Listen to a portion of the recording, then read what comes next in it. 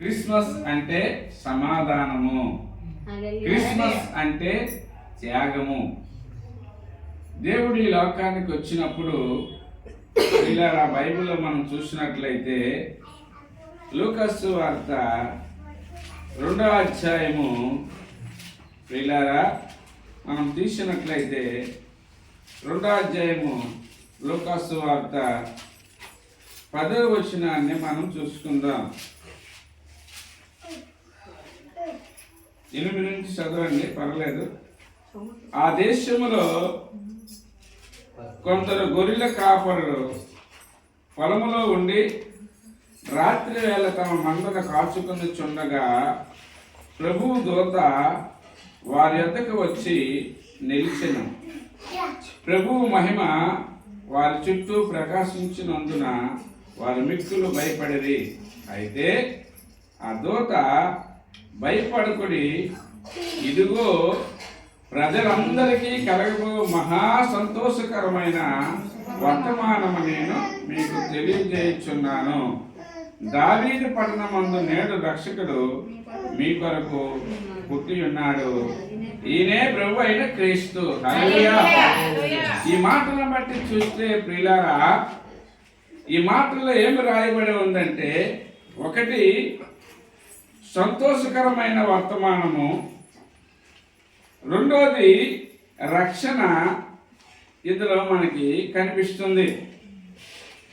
ఇది ఏ ఒక్కరికి కాదు కానీ భూమి మీద ఉన్న ప్రజలందరికీ కూడా మహా సంతోషకరమైన వర్తమానము. అయితే ప్రియులారా, మనము బైబిల్ గ్రంథంలో చూసినట్లయితే అక్కడ రాయబడినటువంటి విధానాన్ని బట్టి చూస్తే ఏమని రాయబడ్డదంటే, ప్రజలందరికీ సంతోషకరమైన వర్తమానము.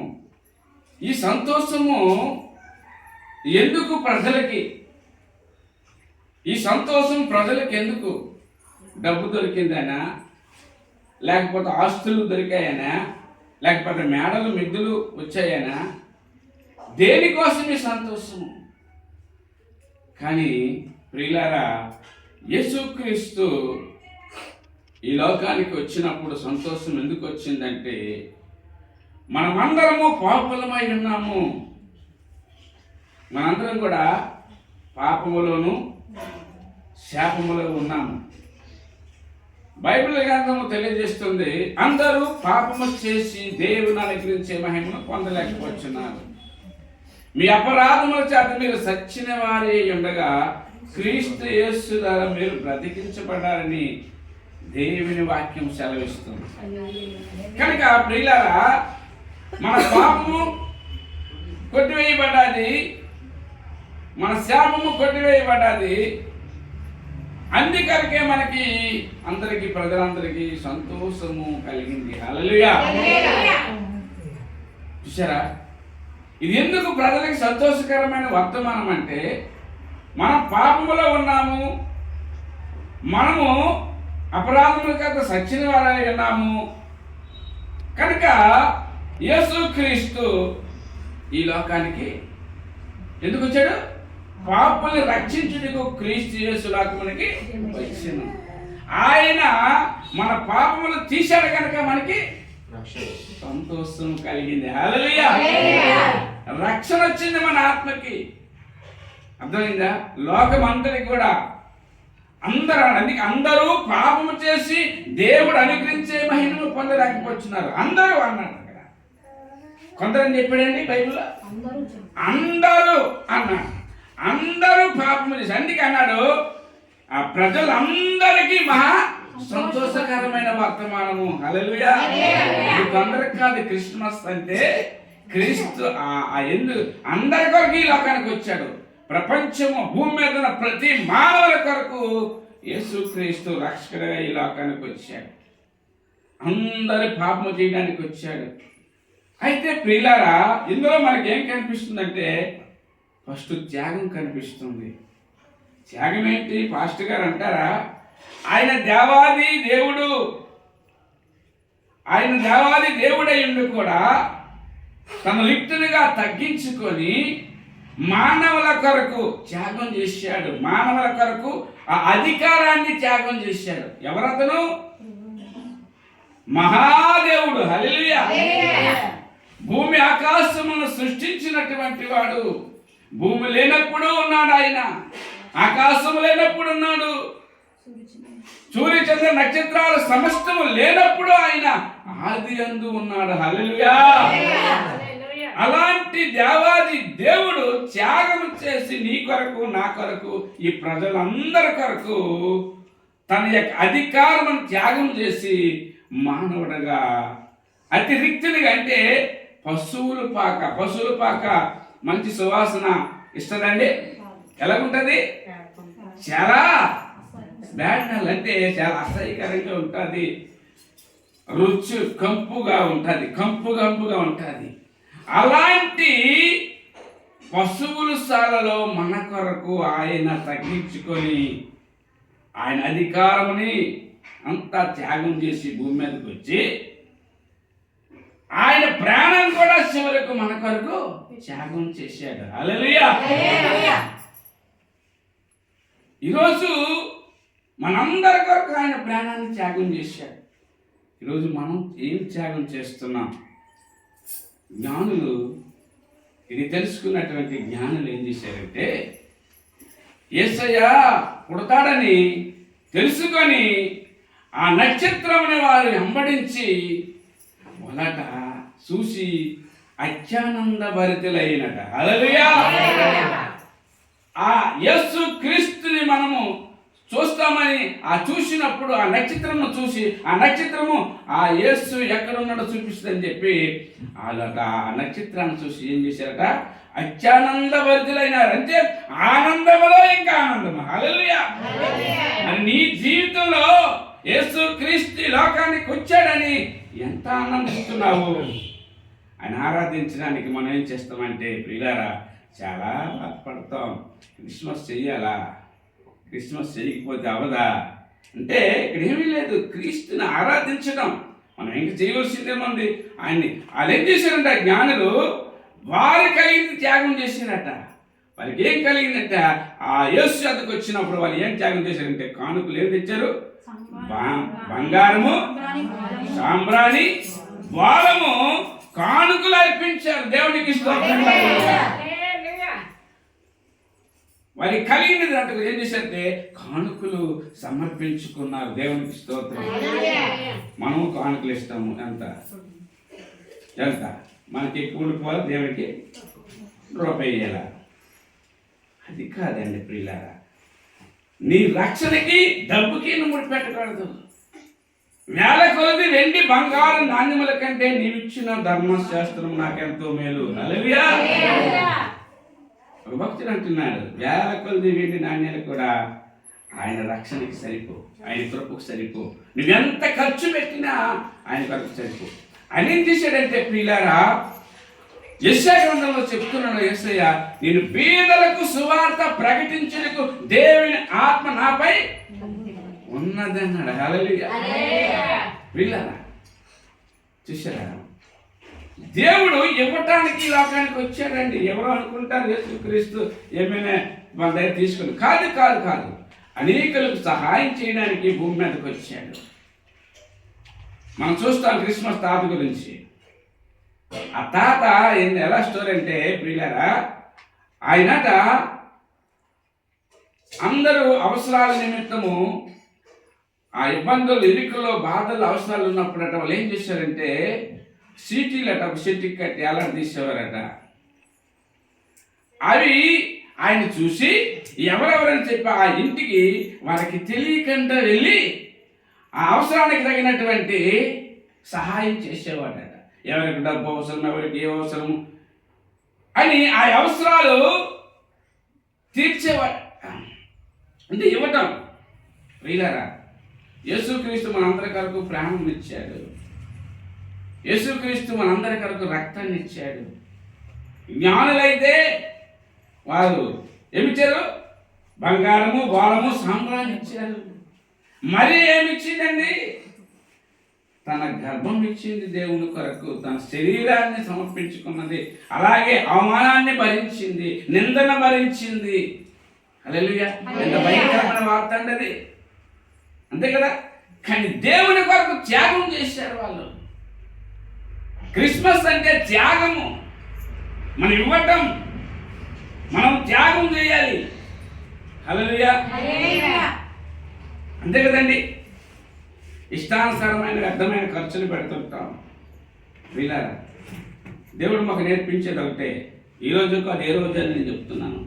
మా పరిచర్యలో ఎప్పుడు కూడా మాకంటూ ఉంచుకున్నది ఏం లేదు. దేవుడు ఇచ్చినది అలాగా ఇవ్వటమే, మా అవసరాలు కొంచెం తీర్చుకోవడం, తర్వాత ఎవరైనా నేర్పించాడు. మొన్న కూడా మా ఆత్మీయ పిల్లలు అందరూ కూడా అన్నారు, అయ్యా మీకు ఇస్తున్నా మీ కానుకలు, మీరు ఏమి ఇస్తున్నా మీకు సంవత్సరానికి, మీకు ఏదో మాకు కలిగింది ఇస్తున్నాం అని మీరు ఎవరికి కూడా ఇవ్వద్దు, మీ అవసరాల కోసం ఉపయోగించండి అన్నారు. కానీ ప్రభువుని బట్టి ప్రభువుని అడిగి చెప్తాను, ఇప్పుడు మా నిర్ణయం కాదని చెప్పాం. మాకంటూ కొన్ని దినాలు అప్పు చేసుకొని ఇచ్చినటువంటి దినాలు ఎన్నో ఉన్నాయి. క్రిస్మస్ చేస్తే మాకు అప్పు. అలాంటి పరిస్థితుల్లో ప్రతి ఒక్కరికి ఇవ్వటం అనేది దేవుడు మాకు నేర్పించాడు ప్రతి అవసరతలో మొదటి నుంచే. కనుక త్యాగం, క్రిస్మస్ అనగా త్యాగం. ఆయన త్యాగం చేసి వచ్చాడు. దేవాది దేవుడు, అత్యున్నత సింహాసన ఆశీనుడైనటువంటి దేవుడు నీ కొరకు ఆయన త్యాగం, ఆయన యొక్క అధికారాన్ని త్యాగం చేసి నీ మధ్యకి వచ్చాడు. అలాగే ఇప్పుడున్నటువంటి వారు యోసేపు, మరియా, అలాగే జ్ఞానులు, వీరందరూ కూడా త్యాగం చేశారు వారి కలిగింట్లో. అర్థమైందా? కనుక ప్రభునందున ప్రియులారా, వాళ్ళు చూశాక ఏం చేస్తున్నారు? అత్యాబద్ధ భరితులైన క్రిస్మస్ అంటే మనకి ఎప్పుడు కూడా సంతోషం ఉండదు. ఎప్పుడు కూడా బాధతోనే మనం ఉంటాం. ఒక పాట పాడాలన్నా, ఒక ఆరాధన చేయాలన్నా, ఒక ఆయన కొరకు మనము మంచిగా నలుగురిలో అనేక జనముల మధ్య ఆయన గణపరచాలన్నా మనం బాధపడుతుంటాం. కాదు కాదు కాదు ప్రియులారా, లోక ప్రపంచంలో చూస్తే ఆయన కొరకు మహాఘనంగా ప్రకటిస్తున్నారండి. సువార్తలు ఏంటి, అనేక రోడ్ల పైన అనేక జనాల మధ్య సువార్త ప్రకటిస్తున్నారంటే దేనికోసం? ఆయన ఈ లోకానికి వచ్చాడు, మాకు రక్షణ ఇచ్చాడు, ఆయనే రక్షకుడు. దావీదు పట్టణం ముందు నేడు మన కొరకు రక్షకుడు పుట్టాడు. హల్లెలూయా! ఆయనే ప్రభు అయిన క్రీస్తు అని మనం చెప్పాలి, ప్రకటించాలి. ఏమన్నారు దేవుడు? ప్రకటించమన్నాడు. అన్ని జనుల్లో నా నామాన్ని ఘనపరచమన్నాడు. అన్ని జనుల్లో నా నామాన్ని ప్రకటించమని చెప్పాడు. అర్థమైందా? కనుక ప్రభువునందు నా పిల్లరా, క్రిస్మస్ అనగా సంతోషం, సంతోషంగా ఆయన ఘనపరచాలి, సంతోషంగా ఆయన కొరకు త్యాగం చేయాలి. అనేకమైనటువంటి బీదలు ఉన్నారు, అనేక మందికి మనం సహాయకులుగా ఉండాలి. ఏమండి? సహాయకులుగా ఉండాలండి. దేవుడు అందరికీ ఇప్పుడు చూడండి ప్రియులారా, ఆ కృప ఎలాగ విస్తరిస్తుందంటే, లేనటువంటి వాళ్ళు దేవునికి ప్రార్థన చేస్తారు. బేదలైనటువంటి వారు, అయ్యా మాకు వస్త్రాలు లేవయ్యా, అయ్యా మాకు తినడానికి తిండి లేదయ్యా, అయ్యా మేము చెట్టు కింద ఉన్నామయ్యా, మాకు నీడ లేదు, గుడి లేదయ్యా అని ప్రార్థన చేస్తారు. ఎవరికి? దేవునికి. దేవుడు మరి వాళ్ళ యొక్క మొర కూడా ఆలకించాలి, వారికి సహాయం చేయాలంటే మన లోపల త్యాగం చేస్తే కదా అలాంటి వారికి దేవుని యొక్క చిత్తము నెరవేర్తది వారి పట్ల. దేవునికి స్తోత్రం కలుగును. హల్లెలూయా! ఎంతో మంది ఉన్నారండి, వారికి ఆ సహాయం ఎలాగలుగుతుంది? గత దినాల్లో మనం జీసస్ హెల్ప్ అనే ఫౌండేషన్ ఉండేది. జీసస్ హెల్ప్ అంటే యేసు సహాయం. ఆ ఫౌండేషన్ ద్వారా ఎంతో మందికి సహాయం చేశాం. అప్పుడు మన యానివర్లో సంఘాలు ఉండేవి, మనం సహాయం చేసాం, ఇప్పుడు ఎవరికి ఇచ్చాం.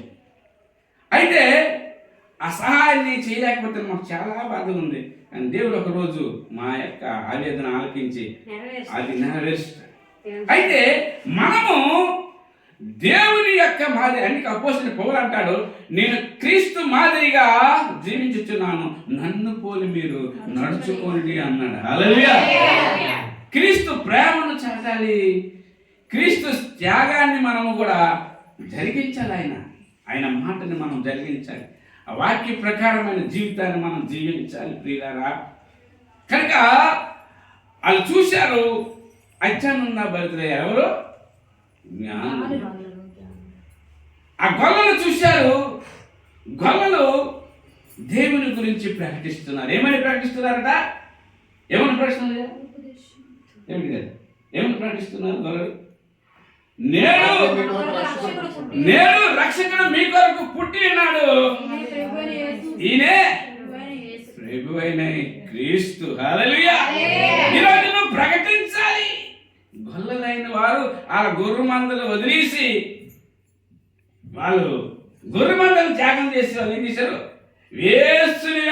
యేసుని ప్రకటించడానికి బయలుదేరారు. దేవునికి స్తోత్రం. ఈరోజు మన శారమెంట్లో ప్రార్థన అయితే ఒప్పుకున్నాడు. దేవుడికి స్తోత్రం కలుగు. ఏమండి, ఎవరి పని అదే మంది. ఒక ప్రార్థన అంటే అందరూ సరిగా కూడుకోరు. దేనాన్ని ప్రకటించిన ఉంటారు. కనుక ప్రభు నందు నా ప్రియులారా, ఈరోజు క్రిస్మస్, నిజమైన క్రిస్మస్ ఏదంటే క్రీస్తుని ఆరాధించాలి. ఎలాగ ఆరాధించాలి? త్యాగము చేయాలి. అంటే త్యాగం అనేది ఆయన మనకు నేర్పించాడు మొదటి నుంచే. దానివల్ల నీకు దేవుని యొక్క రక్షణ వెల్లడవుతుంది. దేవుని యొక్క నామానికి కృతజ్ఞతలు చెల్లిస్తారు అందరు కూడా. కనుక ఆయన రక్షకుడిగా ఈ లోకానికి వచ్చింది. ఎందుకంటే మనం పాపములో ఉన్నాము కనుక ఆయన తన ప్రజల పాపములు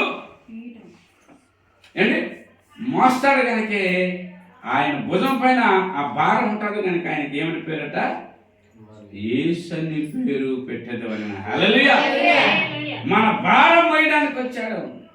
ఏమండి, నువ్వు మూట మోస్తున్నప్పుడు నీ దగ్గరికి వచ్చి నీ బరువు మోయలేకపోతే నువ్వు ఎందుకు కష్టపడుతుంది అని నేను మూట తీసుకుంటే నీకు ఎలాగుంటుంది? అప్పుడు తేలికుంటే సంతోషిస్తావు. నీ ప్రాణానికి నెమ్మది కలుగుతుంది, నీ ప్రాణానికి విశ్రాంతి కలుగుతుంది. దేవునికి స్తోత్రం. సంతోషిస్తావు. హల్లెలూయా. ఆయన నీ పాప భారాన్ని తీయడానికి రక్షకుడిగా ఈ లోకానికి వచ్చాడు కనుక ఆ రక్షకుడైన యేసు క్రీస్తుని నీ జీవితంలో ఆయన అనుసరించినట్లయితే, ఆయన విశ్వాసం ఉంచినట్లయితే, ఆయన ఆరాధించినట్లయితే, ఆయన కీర్తించినట్లయితే, ఆయన మహిమపరిచినట్లయితే అది నిజమైన క్రిస్మస్. నీ జీవితంలో అది నీకు ఆశీర్వాదకరంగా ఉంటుంది. అంతేగాని ప్రియులారా, ఏదో వార్కానికి ఏదో పెట్టాం, నువ్వు సెట్టు పెట్టకపోయినా అడగరు, నువ్వు స్టార్ పెట్టకపోయినా అడగరు. కానీ ఒక నమూనా ప్రాక్టికల్. ఈ స్టార్ ఎందుకు? ఈ స్టార్ వలె మనం ఉండాలి. ఈ స్టారే దేవుని వద్దకి నడిపించింది. ఆ స్టార్ వలె మనం ఉండాలని ఒక నమూనా మాత్రమే స్టార్. స్టార్ అనగా నక్షత్రం, నక్షత్రం అనగా వెలుగు. నేను యూట్యూబ్లో పెట్టాను కదా. నేను ఆత్మ, ఆత్మ ఎవరు ఇచ్చారట? ఎవరు పెట్టిందట? యెహోవా పెట్టిన దీపము. నరుని ఆత్మ యెహోవా పెట్టిన దీపం. ఆ దీపం అంటే వెలుగు. ఆ వెలుగు అనగా స్టారు యేసు వద్దకి ఎలాగ నడిపించిందంటే అది ఆ స్టార్ల వలె, ఆ జ్యోతుల వలె మనం కూడా యేసు క్రీస్తు యొక్క ఆ నామాన్ని ప్రకటించాలని కలుగు. హల్లెలూయా. అది నిజమైన క్రిస్మస్. అర్థమైందా? కనుక ప్రభువు నందు నా ప్రియులారా, ఈరోజు ప్రతి ఒక్కరూ క్రిస్మస్ చేస్తున్నారు, కానీ నిజమైన క్రిస్మస్ ఎవరు కూడా చేయట్లేదు. వాళ్ళ సరదాలు, వాళ్ళ సందర్భాలు చూస్తున్నారు, కానీ దేవుని యొక్క లేఖనము ఎలాగుంది, ఆయన ఎందుకు వచ్చాడు ఈ లోకానికి, ఎవరి కోసం వచ్చాడు, ఆరాధన అంటే ఏంటి అనేది ఎవరు కూడా తెలియదు. నీలో త్యాగం అనేది ఉండాలి, నీలో ప్రేమ ఉండాలి, నీలో దయాగుణం ఉండాలి. ఏమండి, ఆయన నిన్ను ప్రేమించాడు కదా. ఆయన ప్రేమించాడు. దేవుడు ఈ లోకాన్ని ఎంతగానో ప్రేమించను, తన అద్వితీయ కుమారునిగా కుమారుని విశ్వాసం ఉంచేవాడు ఏం చేస్తాడా? నిత్య జీవం పొందుతాడు. నీకు నిత్య జీవడానికి వచ్చాడు ప్రియులారా. అందుకే చివరి మాట నేను చెప్పేది ఏంటంటే, సర్వోన్నత దేవునికి మహిమయు ఆయనకి ఇష్టలైన మనుషులకు ఈ భూమి మీద సమాధానము కలుగును గాక. హల్లెలూయా. ఆయనకి ఇష్టలుగా మనం ఉండాలంటే అక్కడ ఇష్టలుగా చూస్తే మరియా, యోసేపు, ఇంకా జ్ఞానులు, గొర్రెల కాపరులు వీరందరూ కూడా ఆయన పని చేశారు, ఆయన చిత్తాన్ని నెరవేర్చారు, ఆయనకి ఇష్టలుగా జీవించారు. మనం కూడా ఆ జ్ఞానుల వలె, ఆ గొర్రెల కాపరుల వలె, ఆ మరియా యోసేపుల వలె మనం కూడా ఏం చేయాలట? దేవుని పనివారిగా ఉండి దేవుని చిత్తాన్ని నెరవేర్చి ఆయనకి ఆరాధించేవారిగా మనం ఉండాలి. ఏం చేశారంటే బంగారము, బాలము, సాంబ్రాన్ని తెచ్చి ఎలా పడాలట? ఎలా ఉన్నారండి? సాష్టాంగ నమస్కారాలు చేశారు. హల్లెలూయా. దేవుని దగ్గర తీసుకొని వచ్చారు వాళ్ళు. అర్థమైందా? కానుకలుగా అర్పించారు. మనం కూడా మనం దేవునికి మన హృదయం అనే కానుక, మన కలిగిన సమయము, దాని అన్ని కూడా ఆయనకి కానుకలుగా ఇచ్చి ఆయన ఆరాధించి ఆయన చిత్తాన్ని నెరవేర్చారు. ఆయన చిత్తం ఏంటంటే బీదలందరూ కూడా భేదవాడు ఉండకూడదు. బీదలందరూ కూడా ఆయన మంచిగా ఆస్వాదించడానికి లోకానికి వచ్చారు. అర్థమైందా మీకు? నశించిన వారిని వెతికి రక్షించడానికి మనిషి కుమారుడిగా ఈ లోకానికి వచ్చాడు యేసయ్య కనుక ఆయన్ని మనం అట్టి రీతిగా ఆరాధించి ఆయన నామాన్ని ప్రకటించి ఆయన కొరకు త్యాగం చేసి ఆయన చిత్తాన్ని నెరవేర్చిన వారు ఉండి ఆయన మహిమపరిచేవారిగా ఉండి ఆయన సమాధానము మనందరి మీదకి వచ్చునుగాక. దేవుని యొక్క రక్షణ ఈ ప్రజలందరికీ కలుగునుగాక. దేవునికి మహిమ, ఘనత, ప్రభావం కలుగునుగాక. ఆమేన్.